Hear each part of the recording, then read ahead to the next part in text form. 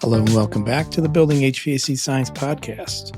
It's our goal to create more knowledgeable HVAC and building performance professionals by helping the two worlds better understand each other, not just in theory, not just the tools, but how buildings and HVAC systems actually work together in the real world. Now, a lot of this comes from communication, understanding things, and we have a great guest lined up in this podcast you are just about ready to hear. I'll give you the quotes from the episode first. Listen first, talk last. Integrity costs something. You got to be willing to pay it. And if I'm going to fail, I'm going to go down fighting. This episode, Eric and I had the pleasure of speaking with Don Gillis, a longtime industry pro with a career spanning roles as installer and service tech, service manager, outside sales, corporate training, and now building a technical training department within a smaller nonprofit organization. Don shares the real story behind the resume, high-volume service management, stress and health toll of living in two phones by your ears mode, and the hard decision to finally step away, even when loyalty and integrity made it feel almost impossible. This big theme in our conversation is the power of soft skills, especially listening. Don talks about how learning to listen changed everything. Calmer customers, stronger trust, better long-term relationships, and even better outcomes inside a distributor sales role where he turned around a struggling territory by just showing up as himself. He digs into what genuine actually looks like in the field and why people can smell a script or a hidden agenda and how trust can become so strong that customers insist on their technician. We have another theme in this episode about discomfort. Don repeatedly stepped into roles where he felt over his head, then compensated by obsessively preparing, reading, practicing, recording himself, learning from people with deeper experience. And this episode closes up with a simple message that ties it all together. Integrity and passion cost something, but they are also the multipliers that make careers durable and meaningful. Let's head into this episode where Eric and I get to speak with Don Gillis, from journeyman to trainer, what actually works and why. Hello, everyone. Welcome back to the Building HVAC Science Podcast. Eric Kaiser here. The great and wonderful Mr. Bill Spohn, way over there. And our special guest today, Mr. Don Gillis. Don, how are you today? I am doing great. I'm doing very, very well. It's just good to see both your faces on the screen. I mean that sincerely. There's two friendly faces that automatically make me happy. So thanks for the invite. Don, thanks for agreeing to come on the podcast. And it's just been a personal goal of mine to find the deepest voice in the industry. And maybe we've done that with this episode. Okay. Thanks, Bill. There's one bucket filled. Check. I think you may have succeeded in that one for sure. So when we reach out to guests, prospective guests, people, we say, hey, what's a good topic line? What's a good sentence? And Don gave us a really good one here. From journeyman to trainer, what works, what doesn't, and why. And that's an approximate 30-year career in this industry. And we want to learn more about that and what you can impart to our listeners. Yeah. So what I've learned from the journeyman aspect, like everyone else, I started out as an installer, service tech, and went to a service manager for about 8.5 years. The biggest thing at the stop, the pause with the service manager was I learned to listen very well. You know how air conditioning is when it goes out. Even in Ohio or Indiana, 90 degrees is hot. So people are brutal. I learned a lot about the human mind or the human person, if you will. They can go without heat all night. They'll call you up at night and say, hey, the furnace isn't working. And can you get us on the list for tomorrow? Do you want us to come out tonight? No. We got a fireplace. We opened up the oven, whatever they do. But when the air conditioner's out, people get crazy, right? So I learned a lot about human nature. And for the first 6 months, I was going home very stressed out because prior to that, being a contractor and being on job sites with plumbers and electricians and being a tough guy and thick skin and all that stuff, you don't always choose your battles.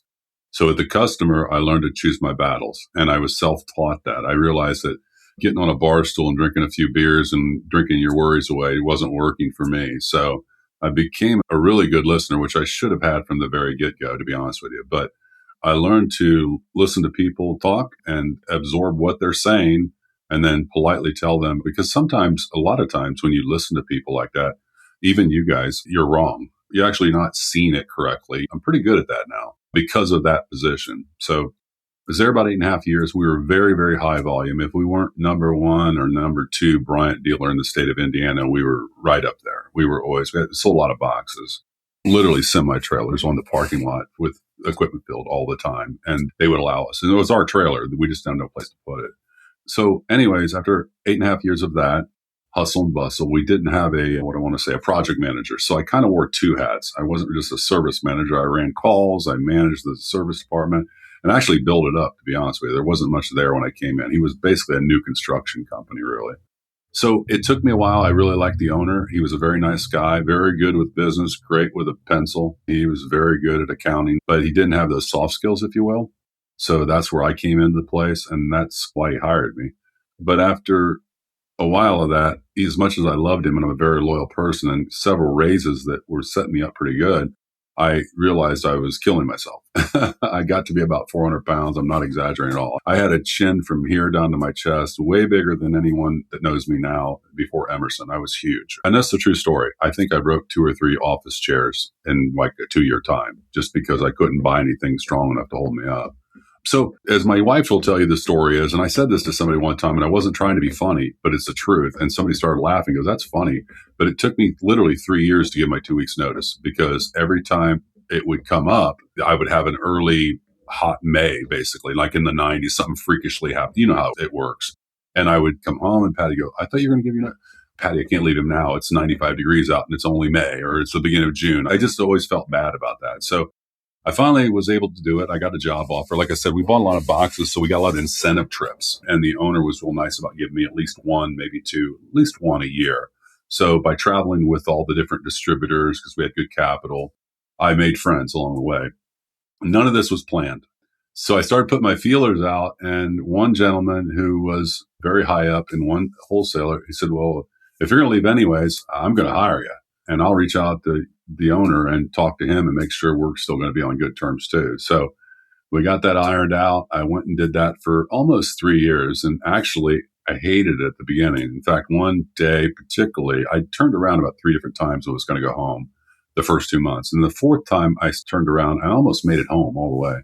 And I stopped. My phone started ringing because then if you've ever been in a high volume position, which I know you both have, when you have that, and I'm not exaggerating, when you have a phone up to both ears and people are yelling at you and stuff like that, when that goes away, you'd think you'd be happy, and you are. But it's like an instant void, like nobody needs me. Almost an addiction to the engagement. Exactly. So that happened, and I felt like this isn't me. But then all of a sudden the phone rang, and what I found is I didn't need to teach anybody how to fix things or what I did. It really was, I learned about building relationships up. And by accident, and you all probably know more about this, forgot more about this than I knew. But what I learned is inventory, price, and how fast can you get it to me, basically. Those were the 3 things I understood. And by the contractors, this was a very bad account they handed me too. It was in the red. They didn't work it very well. They saw the cuts and burns on my hands and knew my story. And I didn't come in there like I'm all that in a bag of chips. I listened to them. But I think there was a trust bond built up from the contractor. I would just get into offices that they told me flat out, you're one of the few people we let just cold call, because I wasn't pushy, and I would listen to them and I would say, hey, that works. But if it was me, I'd install this kind of like I did with homeowners. I didn't necessarily sell them the $5,000 thing. If the $500 thing I believed in or I had at my own house, I didn't try to oversell. I wasn't a very good salesman. Going back a little bit, when you say you built the service department, what did you draw on for ideas, for process, for method to build the service department? Where'd that come from? Great question. I have to give credit to the owner. He literally sent me to all kinds of training classes. A lot of the places, I won't name drop, but a lot of the places. And some of those places were actually soft skills. They were like role playing a thing. And I was very uncomfortable doing it. It just wasn't me. Keep in mind, I'm just out of the field. So in fact, I turned the job down, Bill. I turned it down. He offered me $1 more than what I was making. And I remember it to this day because it burnt. And keep in mind, he doesn't have me right now. We're just acquaintances. I did some sub work for him. And I says, I don't know, for $1 more an hour, John, I just don't know if I can do the job. And I doubted myself. And he immediately come back. And I owe him this my whole career, really. I owe him this. He snapped over the Nextel in my van as I'm driving down the road. And he says, I'm not talking about $18 an hour. I'm talking about a position in management and never looking back. And he was right. Because as we all do, every step we make, we say, I don't know if I can do that or not. Same thing for me when I went to Emerson. I don't know if I can do that or not. And then you surprise yourself by meeting that challenge and going forward. And when I got there, Bill, it was literally the on-call box was a big, I don't know what you want to call it, a Tupperware, but a big plastic thing with parts. And the parts amounted to a rusty old transformer. And I think there was a motor in there that looked like it was used. So I just started building that up. Keep in mind, this was almost all new construction. After a year, he didn't want nothing to do with service at all. So I thought, man, you left a lot of money on the table there. That's where the money's at, the replacements, the everything, you know. Anyways, that's what I did to build it up. And the idea of the service agreement was funny, real quick. I started this every time I went to a customer and I thought they liked me. I had a clipboard, very generic with a piece of paper, and I wrote down Mrs. Wilson. I think their potential. And one day he walked in. It's very crude. My office is like a breezeway. It's nothing fancy. And it's very crude. And this clipboard sitting there with me writing. He goes, what's that? Because the list kept getting longer. I go, those are potential service agreements, contracts. And he goes, oh, okay. And I knew he thought I was full of crap, but it turned out to be that way. So I started an email list. I started blast outs. I was self-taught. I did all this on my own. I didn't have anybody really to teach me this. So I just made acquaintances. Then I started doing different things. Like, you're going to laugh at me, but I started like building this service agreement. So when we got up to about 100 and 200, whatever, I started even getting a little bit better at it. And I would send out, I was really big into customer service and soft skills I kind of grew up with. And I started sending out coffee cups in the wintertime with chocolate kisses in them with each service tech. And as we grew. More people started being added on because, again, this was a one-man show when I started. I don't know if I could fail, really, to be honest, because it was a blank canvas. So anything up was moved forward. That's awesome. Yeah. Would you say those soft skills, those listening skills was a big game changer in your career? Absolutely. In fact, I don't know if you've ever heard me say this, but I know I've told my son 3 times, and if not more, but I've told this to every young person that's ever come up to me after a training class or anywhere in a lobby or anything like that.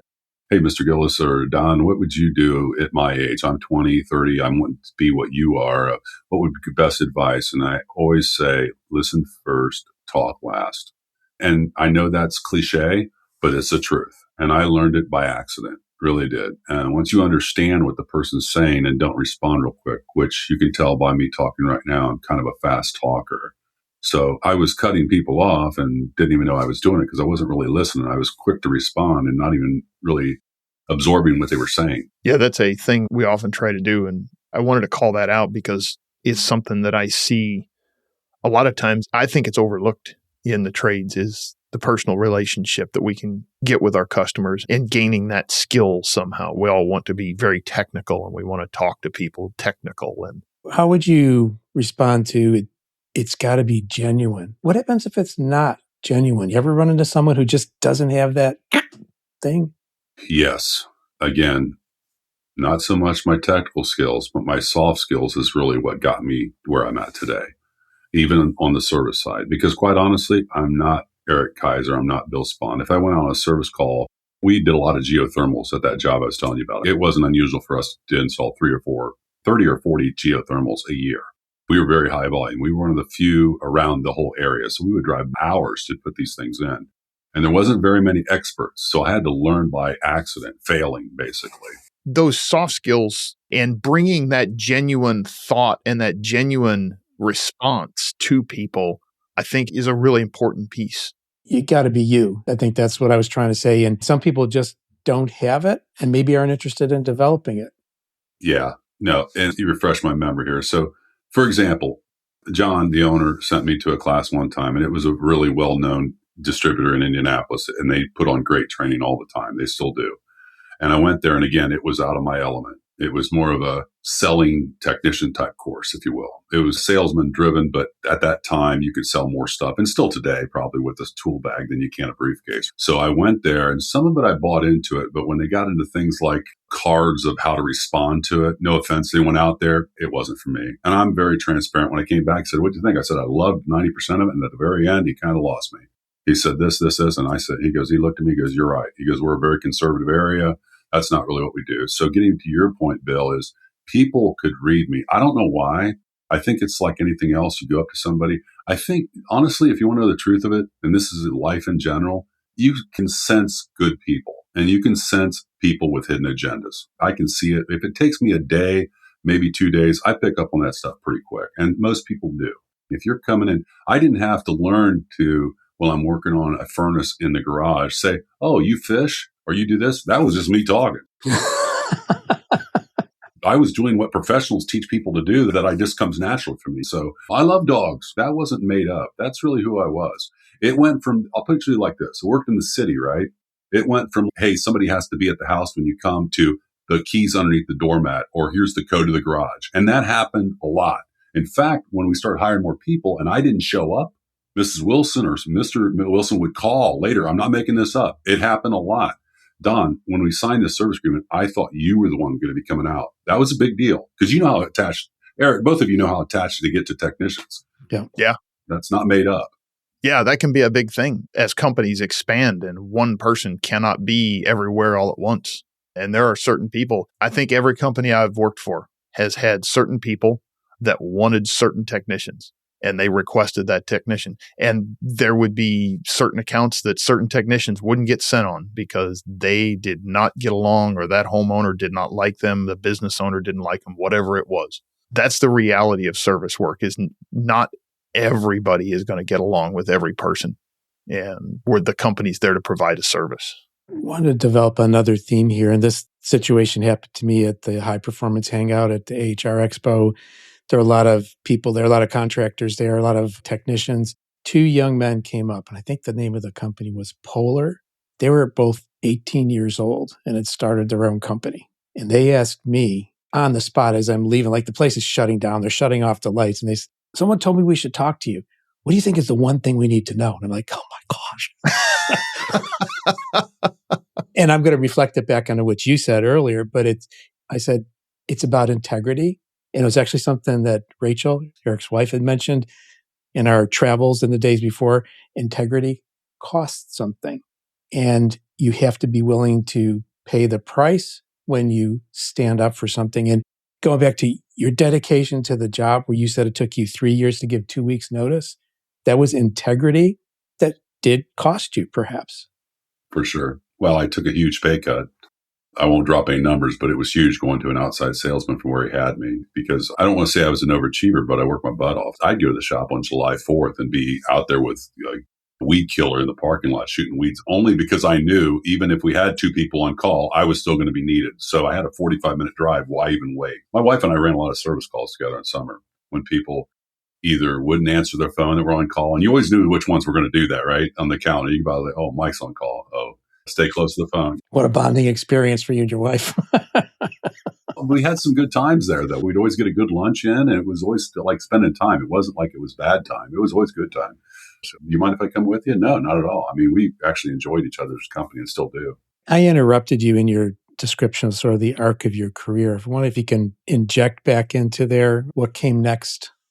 Yeah, then the outside sales did. And as I mentioned earlier, that taught me about relationships, without a doubt, the best relationships. And I learned that in the contractor side, the service manager, the customer service side. But this taught me more about, because people, when they hear salesman, a lot of people get really, no, I'm just looking, I'm just browsing, I don't need, and especially cold call. Boy. And this count that I took over was terrible. It was way in the red. In fact, some of the other sales guys are good luck. But the lady was retiring and she just kind of let it go.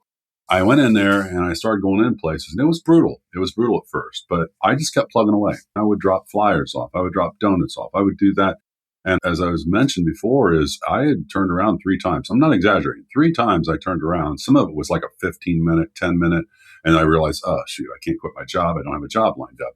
The 4th time I was almost all the way home. And I mean, I drove 45 minutes back to home before I stopped because, and I don't know if we want to get into this, but my vision was I visualized my wife and my youngest son, who was still living at the house. He was still in high school, like explained to them why I quit my job, and Dad didn't have anything lined up. That just wasn't me. So anyways, I turned around, and as I mentioned, I got a call. And people started to buy from me. And again, it goes back to that trust thing. They saw the scars and the burns on my hands. And I wasn't just a guy walking in with khaki pants with a briefcase saying, you should buy this, or these are all these or everything. And there's nothing wrong with that. Everybody has their style. My style, again, Bill and Eric, go back to what you talked about, the integrity, the reading people and trusting people. I had more than one person, maybe 5, maybe 6, tell me that I was the only one they ever let in their office ever to cold call. And they didn't tell me that right away. It was over time. And I know that was true because some of the sales guys that followed behind me, I ended up teaching them later on at their distributors. And they said, so you're Don Gillis. Man, you left some big shoes to fill. And they told me that everybody told him, man, I really like Don. But it wasn't fake. It was me. It was who I was. I had no hidden agenda. Then I got a call from a friend at Emerson. And I live about 45 minutes from Sydney, Ohio. I'm right on the state line of Ohio and Indiana. 45 minutes to Fort Wayne, 45 minutes to Dayton, 2 hours to Indianapolis. So I got a call. And again, I went back to that. I don't know if I can do this or not. He said, here's the situation. I thought, oh man, geez, it sounds exciting. It really changed me. You know? But I was always funny about taking on jobs if I didn't feel like I could do it. And I think we all are. You're afraid to jump. But he said a couple things. He said, first of all, the biggest hurdle is going to be, you're going to be traveling 36 to 40 weeks a year by air, which was all new to me. Prior to that, I probably flew 10 times my whole life. So that was a big one. And again, from the salesperson job, now I had built up a good career with sales because that commission started rolling in. At first, I took a pay cut from being a contractor to salesman. Now the commission's coming in because I'm being honest. I'm selling stuff by accident, not by being a good salesman. I'm selling stuff by being myself, by saying that and trust. So now they're going to offer me a job that's less than that. And I thought about it, and I took it. And they interviewed me. They liked me. They went on. And I got there and I thought, oh, shoot, I'm in over my head, way in over my head. And just by coincidence, my wife's best friend lost her husband at that time. And I told Patty, and she wasn't from the area. She was from Arizona. And so the only family she had was the in-laws, basically, and friends at work. And Patty and her were coworkers. And I said, Patty, I go, you ought to really I just had told her this prior to taking the job at Emerson. You should probably be close to Lucy for the next year or so. And I'll totally understand. And she did. And then Emerson came along and it worked out good because for literally, and I'm not exaggerating here, for the first year, maybe 2, all I ever did was listen to podcasts. I read application engineer bulletins. I read a lot. I read all the time. And I would practice my presentation. I would videotape myself. In the first year at Emerson, I actually bought a tripod that's in the office here and videotaped myself to try to critique the way I was even moving my body. Like, was I nervous? Was I saying a lot? Did I misspeak? Those kind of things. Plus, I was blessed with guys that were, not exaggerating again, 15, 20 years older than me. So there was a wealth of knowledge, just a lot of RSES knowledge from the days past. So they helped me. But if it wouldn't have been for me taking my work outside those normal hours, I mean, even on the plane, I'd be listening to the things I recorded of myself, of others. I would be doing anything I could I never did not have my computer out or my earbuds in. And any training I could get, I would go to. And I just, according to them, I accelerated way beyond expectations because they would have you follow somebody for 6 months before they ever turn you loose. And I was on the road with them within 4 weeks, not because I was great, just because there was a void there. And for some reason, they changed. All the other instructors said, this is unheard of. Usually you watch somebody for 6 months and then you go right into it. They asked me if I would go. I said, yeah. They were partners. I didn't go on my own. There was always 2 people in the room. So you could say, hey, critique things. I didn't just go out on my own. But pretty quick, I was teaching the supermarket class within 3 months. And as you probably know or may not know, within 6 months, they asked me if I would be willing to go up to learn CO2 up in Canada from Andre Patinot. And it wasn't really an ask. It was a tell because I was the least senior person. So I always jokingly say I drew the short straw, but it helped me a lot because it was so complicated and so complex and so far from anything I'd ever done. But again, I threw myself back into understanding just the basic fundamentals and then just started building off that. And I just kept researching like you guys do. You got to learn on the off time hours. You don't just learn during that time. And then, as I always told my son earlier, you don't coach during the game. You coach in the evenings. But when your Friday nights hits or Saturdays in football or Sunday, you got to be ready to play. That's not time to be coaching. You got to prepare yourself. And that's really how it is. So that's where I was at with Emerson. And then not that I thought I was anything. I don't consider myself an influencer, but I'm a big LinkedIn guy. I never had Facebook until my kids started to have their first grandchild. And that was about 6 years ago. So I got on Facebook. But LinkedIn was my Facebook. I was posting back as a service manager. We have spring tune-ups for $69, and I might get 2 likes. And the homeowners started following me. It wasn't unusual for the homeowners to follow me. In fact, when I left there, they would always message me, or some of them would, and say, hey, just wanted you to know, I know Joe died, her husband, and I know how you and Joe used to have long conversations by our geothermal in the basement. And it was a lot of that as I left. Man, Don, that place has changed since you're gone. Not that they went bad or anything, but these were these people's opinion. So that's how I started on the LinkedIn. So I could have been flipping hamburgers and I would have been posting something about it. That's just my nature. It's like, I want to do well wherever I'm at. I want to promote wherever I'm at. And I want to do business. It's not really about me personally. It's about the business as a whole. How do I make the business better? So I started taking a bunch of pictures, marketing like that. And man, they bought in and they said, would you mind that COVID hit? I did some YouTube videos in my office because we weren't flying. I think I started out with the number one reason for compressors. It lasted about 30 seconds. And Brian Orr was one of them that reached out. Like, I hope this isn't the end of this. And I didn't even know what I was doing. And my whole face is filled up in the screen like, hey, Don Gillis from my aunt here in Sydney at the Copeland plant. So anyways, that got traction and the marketing team liked it. And we started doing professional stuff, more polished lighting and those kind of things and videos and what have you. Well, this A2L thing came out and Chuck Allgood, Eric, Bill, you guys all know him. We're all friends. We all have that same circle, right? Chuck approached me at an event and said, hey, we're kind of wanting to do what you're doing at Copeland, but we don't have anybody to do, and we don't really have a training department. If you know of anybody, wink, wink, let us know, kind of thing. I shouldn't have thrown that wink, wink in there. Chuck might hear this, but that's kind of the way it went down. Anyways, about 2 months later, a friend of mine ran into me that used to work for him and said, hey, that's a good job. You should go back and revisit that. And I said, well, if it's such a good job, why aren't you there anymore? He said, I didn't like my manager. I said, oh, okay. So I trusted this guy. Eric knows him real well too. And Bill, you probably know him too, but he's from Indianapolis. So then I reached out to Chuck through the LinkedIn. And I said, hey, I might be interested. Where are we at? And he goes, well, it's still open. So anyways, I went there. Again, in my mind, being a positive thinker, I can't fail because it's a blank canvas. There's nothing here. So anything I do or build up is good. Before that, they were all over the place. The marketing people, the sales guys, all great people, but everybody was speaking from a different page in the hymn book. So I went in and started putting modules together. Like, here's a 2-hour class. Here's a 4-hour class, kind of a grab and go, which I was self-taught again. And I just mimicked what I saw us doing at Copeland that I learned how to do. My curriculum manager at Copeland didn't have any idea what a compressor even did when I first met him. But by this and him, his artwork, making animation go, it was beautiful. It was great chemistry, like it is here now, by the way. So then I went and took that position. You guys all know about the big hubba bubba on A2Ls, which I really was lucky because I was already teaching A2Ls the last year and a half and CO2 and R290. We had one class called Fit for the Future. It was brand new at the end of my career there. And we were getting a lot of traction with it. More on the CO2 side than the A2Ls because it was further away. But the supermarkets were all going CO2. And R290 was popular in the smaller capacities with smaller compressors and what have you. So it was really well adopted. So I think Chuck might have knew that. So I already had a little advancement on that. So when I went into A2Ls, I wasn't completely ignorant to it. So I started building it up. And next thing you know, it went from OEMs. I was on a call with every OEM that you can name, briefing them on the A2Ls, along with some marketing people too. Don't get me wrong, but I was a technical guy.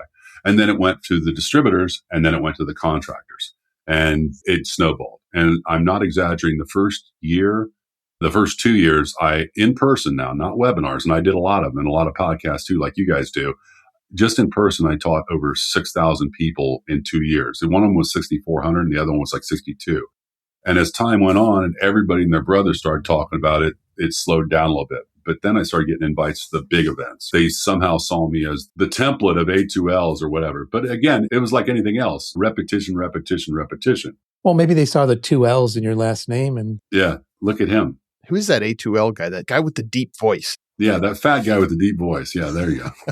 So I went there, and as time started going out, I started traveling less. It wasn't that I wanted to travel, but I was hungry to learn more. So I approached people inside the company. I said, even though I told them or I asked them at the beginning before they hired me, I said, look, I'm not going to be able to just talk about refrigerants. You got to let me add components. I want to talk about the whole system. And they were like, oh, yeah, for sure. So that was something new to them, even the salespeople. I would do internal training to the salespeople and the marketing people that had been salespeople for 20 years and didn't really know how the whole process even worked, really. They didn't know what you and I know.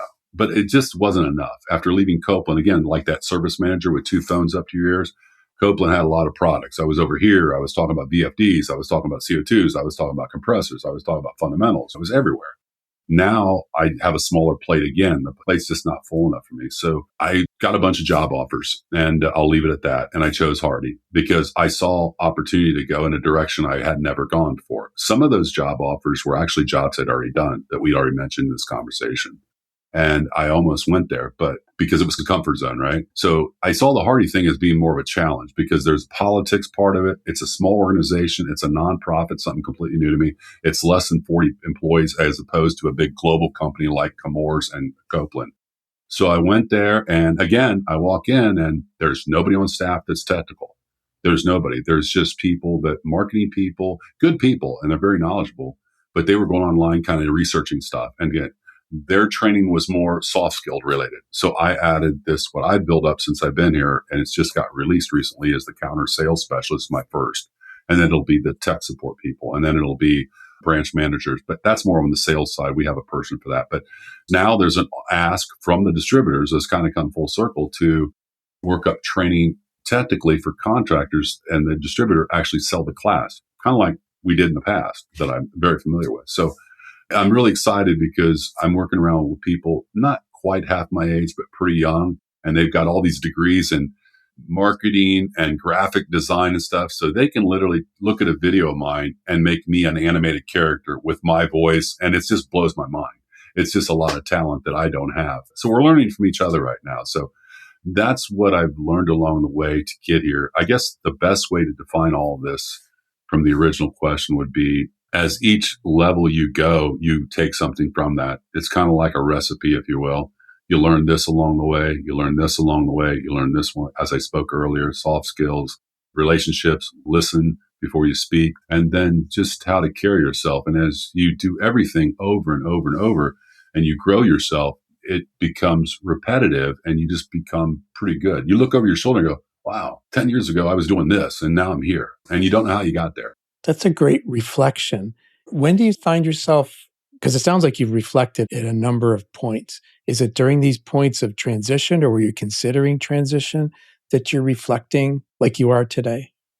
No. The biggest turning point for me was on the reflection was because I don't know about you, but you get caught up in the moment and you just really don't have time for outside noise. I didn't want to be and I hate to even use the word, an influence or anything like that. It wasn't what I set out to do. But about 2 years ago, I'm approximating it. I was having dinner with somebody in some city, in some state, and I can't even tell you who the friend was. And it was a one-on-one dinner. I do remember that.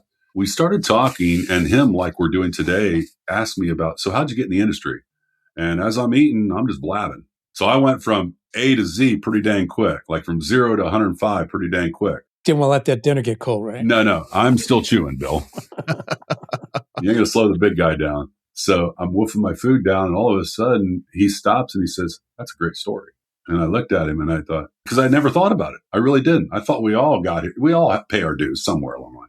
And he said that. I go, what do you mean? He goes, that's a great story, how you were a laid off union steel worker and they closed the doors and jobs were not anywhere to be found. And you answered a small ad from a Lennox dealership just down the road. And you started putting yourself through school at night because you thought you could make a career, but not at $8 an hour. So every one of those levels, I got a truck to drive home. I became a lead. All those little steps grew me up to where I'm at today. But that's what made me look behind in the past. Then I realized that is a kind of good. And he said, I should share this. Whoever it was, and thank God, I don't know if you're out there, let me know who it was, because then he goes, you should share that in class, especially when younger contractors are in the room. Not that I did it every time because I'm not scripted. In fact, I did it probably maybe one every 10 classes if I even did it. Because as this conversation is going, I just go like we all do. We don't really have a direction, really. I've never read notes before in a classroom. I still don't. But when I thought about it, I would talk about that because he was right. It would touch people and like, oh, if they were on the bubble, that 2-month period or 3-month period, like this sucks. I could go work for so-and-so for $5 more an hour in a conditioned space inside this factory with better benefits. It would tell them that the sky's the limit kind of thing. And as you said, this is all behind me. Literally behind you is a graphic that says HVAC technician career path. What is that about? So that was given to me by our good friend Warren Lubson years ago. and I stuck it up. It was actually on one other wall. I moved it around several times, but it's as both of you do. And now you've got the grit campaign going with the Kalos and Lonnie and Brian and Ty. That's where my heart really is more than anything. I don't know if I told you or not, but both of my sons know how to do HVAC. One got his master's license after jumping in the truck with me at 15. He went from Journeyman to now he runs his own business in Fort Wayne. One of them got his master's degree in clinical psychology. But Dylan has a backup plan. Not that it'll ever happen, but he knows how to use a Sawzall. He knows how to put ductwork in. He knows how to braze. That's always been fun for me, watching people grow and there's nothing better feeling than back in the day as a service manager driving through an apartment complex and having a maintenance guy with an old motor walking up to your truck, smiling, waving you down, and you stop and you go, "You're the one that taught me how to put this motor in a year ago." Because most people that went technicians, they didn't want to bother with maintenance guys where I was at. Just stay back. You don't understand it, blah, blah, blah. Not me. Not that we didn't need the money, but we had bigger fish to fry at 90 degrees during the day. So by teaching them, I was able to expand them. It's just like YouTube videos or anything else. But I'll never forget that. Those are one of those times you just don't forget. Another time I was at Emerson, I was in Chicago, and true story, and I wasn't there very long. And I wasn't deep into the CO2 or any of the really in-depth complex things yet. And I know you both can relate with this, but I had a gentleman, and you always introduced yourself, and it was a smaller class, maybe 25 or whatever. And I was working with a partner, and I had the job of doing the fundamentals first class. And I went into PT charts, not making this up. When I remember when we went around the room, how many years you've been in the industry, he had said 20 something years, and I own my own company, front row, not making that up. As we left for our first break, he walked over to me and he was hesitant and he kept pausing, and I kept going, he's going to have a question. But it took him forever to get up there. And why? He wanted everybody out of the room. And he brought that PT chart with me and he tapped it on my chest. True story. And his eyes were like watered. It was very touching. Well, I didn't forget about it. He tapped me because you're the first one that's ever explained a PT chart where I understood it. And that really hit me hard. As weird as that sounds, but there's folks out there like that. It's unfortunate. Pride gets in the way sometimes and what have you. But as an instructor or a teacher, it motivated me a lot, even though it was very small part of it. So the poster is like both of you. We have passions in what we do, and we want to blow that horn to get more people in the industry. I love teaching. I love giving back. As I'm listening to you here, Don, I've pulled a couple of things out that I hear as, I guess, a theme as you've progressed through this. And one of them is being uncomfortable at almost every step. Like you said, hey, I'm jumping into this new thing. I don't know how to do this. It sounded like you were hugely uncomfortable. What was that like? And what kind of, I guess, mental thought process did you use to really overcome that and take those next steps? I think if I quickly think about it and stop, I think what always went through my mind is failure. Once you're faced with something, you have two choices. You can back down or you can hit it head on. And I've always been a hit it head on guy. If I'm going to fail, I'm going to go down fighting. So whatever I put into it is what I'm going to get out of it. And my wife will tell you, I'm sure you're both the same way with your wives. I work in the evenings. I work, especially when I first started getting into Emerson. I mean, I read application engine bullets until I was blue in the face. People were blown away how much I picked up on right away, but you have to do that work. So it was fear of failure, really. Jumping into it was fearful.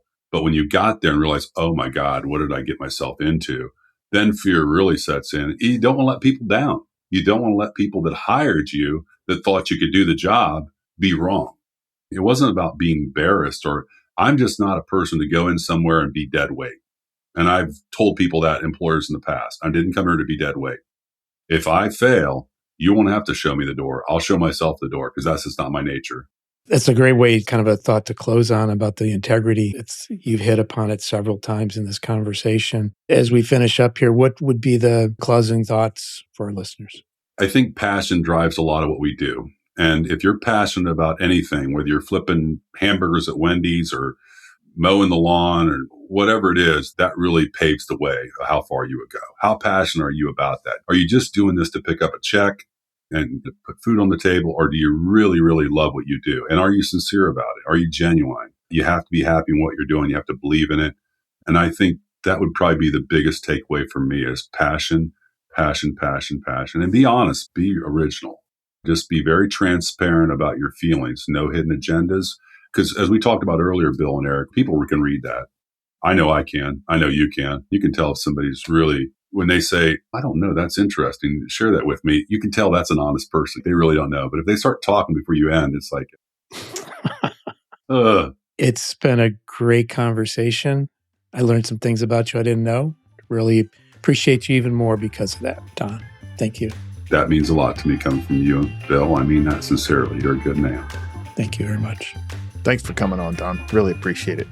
Thank you, Eric. I appreciate the invite.